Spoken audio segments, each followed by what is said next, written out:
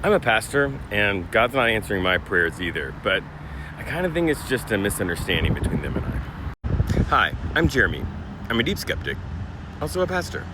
Actually, I think the word prayer itself is completely broken and we probably just need to stop using it.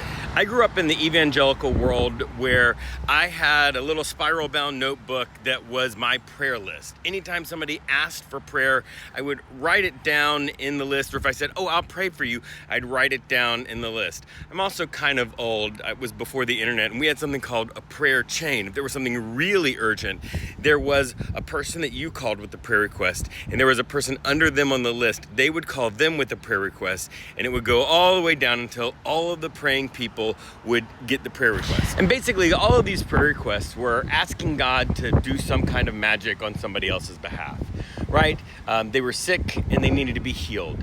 They hadn't studied for a big test and they wanted to make a good grade. Or there was nothing too big or too small. I remember praying for God to give me a good parking space. And if something happened, that was God answering my prayer. If something didn't happen, then you would say, oh my gosh, why isn't God answering my prayers? And it would get varying answers like, oh, maybe God is just waiting to answer your prayers. Or if somebody got really philosophical, they'd say, well, maybe you were praying for something that is not aligned with God's will. But the problem isn't with whether or not God is doing the magic on your behalf. The problem is with the entire way people are thinking of prayer. What it's doing is boiling prayer down to a simple transaction that you put something in, either your prayers, the number of times you pray about something, maybe the number of people who are praying about it, or maybe the holiness of the people who are praying about it. You put something in and you get something out, which is what you're wanting God to do. And this sets people up for a completely unnecessary crisis of faith. Because in a nutshell, prayer is just a way of communing with God, a way of having interaction and engagement with God, of talking to God about different things in your life.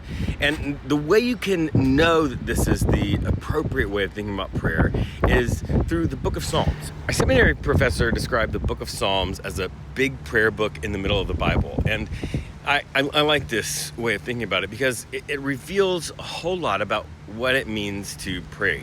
There are psalms where people are basically just yelling at God and telling God that God is just basically falling down on the job, which I agree in a lot of ways right now. And there are times where the psalmist talks about just meditating on God, just being kind of in God's presence and doing nothing else. And yes, there are psalms where the psalmist is asking God to do something on their behalf. But like I said, I think the word prayer is completely damaged. And I think there's a better word that more accurately expresses prayer in its modern definition, and that is the word meditation. It's not perfect, but it actually is important because it gets us away from the word prayer that has obtained really a transactional meaning in its modern usage. Because there are times when people meditate with intention, right? With sort of bending the universe to their will, but mostly meditation is about letting go of yourself and communing with nature or the universe or just whatever it is, the subconscious. And if you pick up that as a practice, that's actually useful. There's been tons of studies to show how psychologically and even physically healthy meditation can be. And then it's not that you are waiting for God to act on your behalf, to be the genie in the bottle, to give you the A on the test, or the victory in the sports game.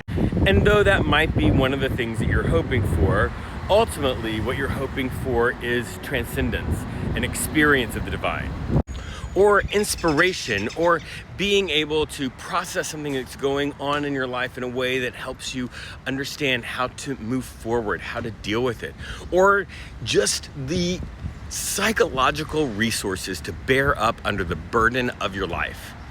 That is prayer, and also really helpful and not going to cause you to have a crisis of faith anytime soon.